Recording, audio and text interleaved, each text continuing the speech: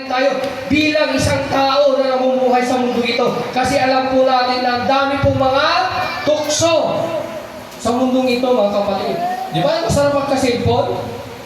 Lalo na pag nakakunik ka sa wifi, ang dami kang nakikita.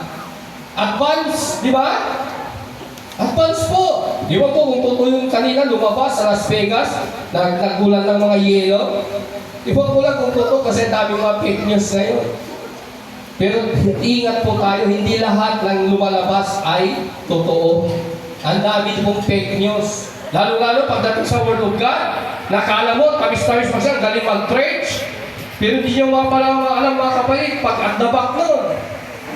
Ang Diyos na po natin mga kapatid, yung mga katwiran po ng ibang tao, sabi nga nila, masima makipag-isa sa mga tao na dapat yung magdadaos ng mga tao dito, yung mga Christmas. Yung ibang sikta, binasama-sama nila. Hindi masama magdaos ng Christmas pag nasa tamang paraan. Amen po? Yung pag-alala mo lang, yes, walang exact po na Christmas sa Biblia, pero alam mo naman po mga kapatid, pag pinanganak natin ang Diyos mga kapatid, araw-araw ay Pasko kasi araw-araw may pag-ibig. Amen. Amen po? Ang simbolo ng Christmas, the essence of Christmas is love. Amen. Ang giving.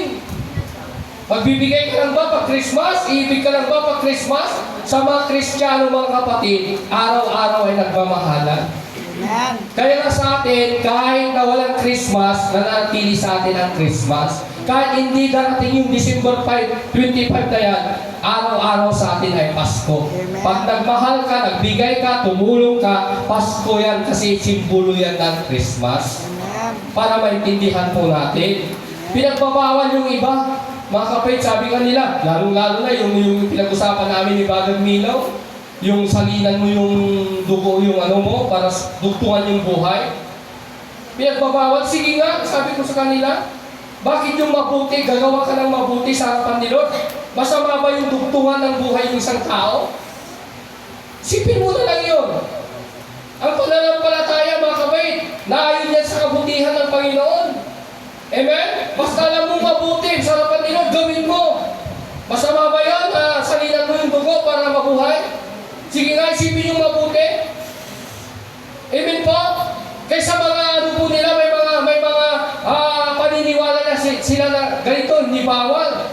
Pero yung magsali ng dugo, bawal. Bakit po? Nagdadlaw sa kanilang pananampalataya. Sabi ba namin, kaya mong panindigan? Oo. Ganun pala mga faith at masayang yung buhay. Pero yung mga ibang sikta, mga kapatid, tignan niyo po yung mga nangyayari po ngayon. Pagdating sa lust of the flesh, okay lang po sa kanila. O, di ba? Bakit hindi daw bawal? Ay, hindi bawal, basta hindi lasing. O, yung iba, hindi bawal uminom ng alak sa kanila. Basta lang daw sa loob ng bahay. Kaya nga, kayo masama, nakakasira. Di ba? Pero pag magsali ng dugo, bawal. Kaya mag-iingat po tayo mga kapatid. Kaya sabi ng Panginoon, samantalayin nyo gumawa ng mabuti. Kung ano ba yung mabuti na gagawin mo sa harapan ni Lord, sige, gawin mo. Si Lord naman magre-reward. Alam niyo, nag-usap po kami ni Sister Aida kahapon. Sabi ko, ano ba yung tawag nito? Ano ba yung parang obligasyon namin dito, sabi. Sa kurente o sa ano, sabi. Hindi, sabi niya, lahat yan libre. Amen. Bigay ko yan para kayo. Yes. Alam mo, sabi ka, papaikuran ko pa to. Alam niyo mga kapatid sa mga klase, alam niyo sabi niya mga kapatid, yung isang bagay din na tayo ang concern niya. Yung nakita ko yung church na yun na yung drama sa gitna. Doon pala nakumpisa yung plano niya mga kapatid. Noon pa man yan mga kapatid pala nung nasa kabila pa. Plano na pala hanggang ngayon. Plinano niya pala na talagang sa bahay niya magkaroon ng church. Amen. Sabi ko sa kanya, hulog ka ng langit at ikaw yung bihaya ng Diyos. Alam mo, sabi niya sa akin, gagawin ko ito para sa Panginoon. Hindi ko ginawa ito para magkaroon ng interest, hindi sabi. Ginawa ko ito para kay Lord kasi na-burden po siya. Nagkaroon po siya ng burden. Kaya yung mga kapatid, talagang salamat kay Lord. Sabi ko talagang naiyak po ako sa kagalakan. Dahil bigyan tayo ng mga ganong tao na matapat. na talagang nakita niya yung sitwasyon na every time na pumapasok pala siya mapit, talagang nagsisikin sa puso't isipan niya yung mga nangyayari po ng panahon namin. Hindi lang yan, hindi, sabi ko sa kanya, di mo lang siguro nakikita nung pag umulan na dito, nakaupo kaming natutulog. Bago mag-umpisa yung gawain, magbak yan, abot na kami yung baha ko na yan. Pero alam niyo, hindi po nagkulang ang Panginoon. Kaya sabi ko, Lord, salamat po. Talaga ako'y natutuwa, nagagalang. Yan na yung church. Nakatayo na, pumunta po kami doon kahapon, nag-invite po kami. Kaya alam niyo, malaking bagay po yung nagagawa po natin kasi ang Diyos po lahat nang nagbibigay sa atin. Kasi alam niyo yung sitwasyon po natin. Nagtanong po siya kung saan tayo kumukuha ng pangupa po dati. Sabi ko, galing dito, galing Dagupan, galing bayan. Ganun po, nagsishare po yung gawain. Kasi gawain yan.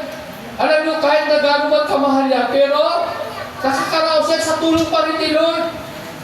Pero ito malaking bagay na po ito mga kapit, talagang libre. Inako niya po lahat. Amen po? Ang hindi niya ng pag-ako mga kapit, yung iba, mga kapit, siyempre yung mga pagkain.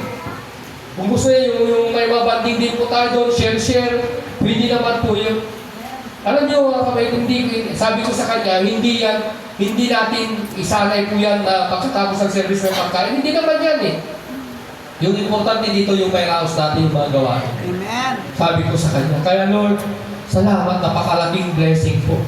Alam niyo, dami po mga expansion po. Talagang, kala ko maliit. Nung inano namin yung 20 na upuan, hindi pa pala nakalahati. Kaya maluwag din pala mga kapatid. Mayroon pa expansion dito sa, mayroon pa dun sa labas, sa ano po niya. Kaya, salamat kay Lord. Mga kapatid, na talagang bilang isang pastor, ako'y nagagalak na nagkaroon tayo ng isang tawag dito, isang kapatid na talagang handa niya ibigay para sa Panginoon. Amen. Amen po? Palakpakan po natin sa